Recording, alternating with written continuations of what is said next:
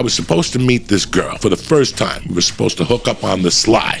I knew her from high school, and her girlfriend came to me and said she wanted to hook up with me, and her girlfriend wanted to hook up with my buddy. So we had a plan to meet them like at fucking midnight. But this blonde shows up at like 11:30, great friend of mine, best friends with the girl I'm supposed to meet. And she goes, listen, the girl I was supposed to meet you is hammered. She's at a different party on 74th Street, and she sent me here to tell you to walk over there. And I'm like, what? I'm not fucking going over there. I'm stoned to the gills here. I'm fucking seeing angels and shit. So she goes, no, come on. It's 4 blocks away. Come on. It's 4 blocks away. And I'm like, fuck. I got my fucking costume half ripped. I'm tripping my ass off. I'll never forget that when I got to the bottom of the ladder, there was a guy with his head in a bucket, like a spackle bucket. He was just fucking puking. I looked at him for a little while.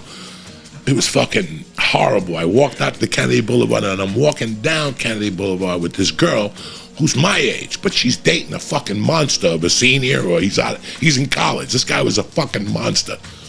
And as me and her are walking, our boyfriend pulls up, and he goes, hey, what the fuck is going on? Why are you with Coco? And I'm like, it ain't that type of party. I was shitting pickles, you know? He gets out of the car. I'm fucking petrified. I'm just walking to a party with this girl. He gets out of the car. He's like, what the fuck? So now he's like, get in the fucking car. I go, dog, nothing was happening. He goes, whatever, I'll deal with you on fucking Monday, cocksucker. And he's yelling at the girl, and he pushes her, and I jump in between him. I go, dog, what the fuck? We're just friends. We're going to meet this broad. She just came to fucking get me. You're pushing her over this? And he's like, well, I'll deal with you in fucking 2 days, motherfucker. And I'm like, fuck, now I'm gonna get beat up by this fucking savage. So I walk back upstairs to the party. It's fucking 2 a.m.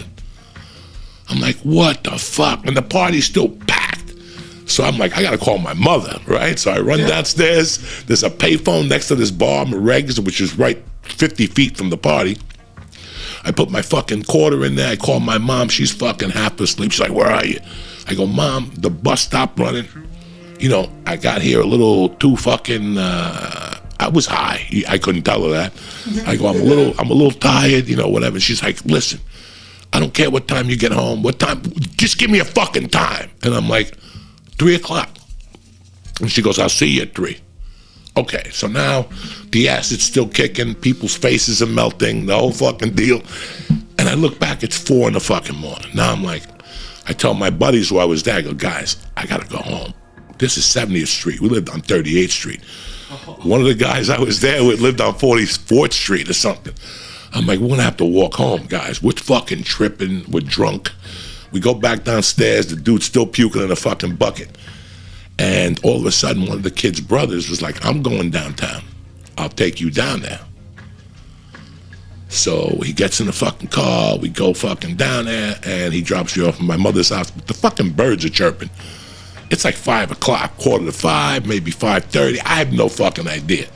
It's light out, and I'm like, wow, this is my first all-nighter. You know what I'm saying? Like, wow, all right. We're on to something here. Oh, shit. And I fucking hit the key, and the fucking door opened. And she just unleashed on me. Fuck yous, you fucking piece of shit. You didn't call. And I'm like, what the fuck? Ma, at 2, I woke you up. I didn't want to wake you back up. She's like, don't use that fucking excuse. You gave me your word you were going to call at 3 o'clock. And I'm like, holy shit, she's fucking serious. So I go, you know what, Ma? I'm not going to talk to you about this. It was a misunderstanding all around. I'm sorry. I'm going upstairs. And she's like, no, we're going to talk about this. And I just put my hand up, and she fucking smacked me in the face, dog. The hardest smack she ever fucking laid on me. It twisted my fucking head, because my mom knew I was getting to that age that if I ever snapped on her, she had to shut it down.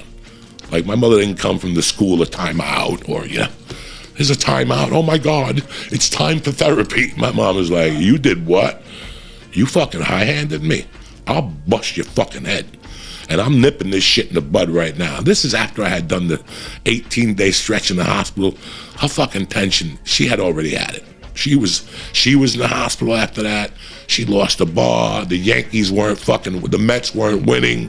Her world was at the end of a fucking rope, which it was. I had no idea. So it was like that Saturday was like the 30th. It was like the 30th. Halloween was going to be like a Sunday or a Monday, like this year, you know. After she smacked me, I go, I'm just going fucking upstairs. I don't need this shit. And I went upstairs and just locked the door. And, you know, I was upset. I didn't understand what she was all upset about. But the next morning, I opened my eyes and she was standing right over me, serious as a motherfucker. And she's like, listen, get up. And she goes, I smelled the alcohol on your breath last night. She goes, you were drinking? And I said something to her, yeah. And she goes, I could tell you hungover. Now you know how I feel in the morning. You know, like she was like a little sense of humor, you know. But then she goes, listen, about last night. Here it is, plain and simple. You told me you were going to call me at 3. You did not call me at 3. The reason why I was so mad was because one day you're going to have a wife and a daughter and a son and a bunch of other shit.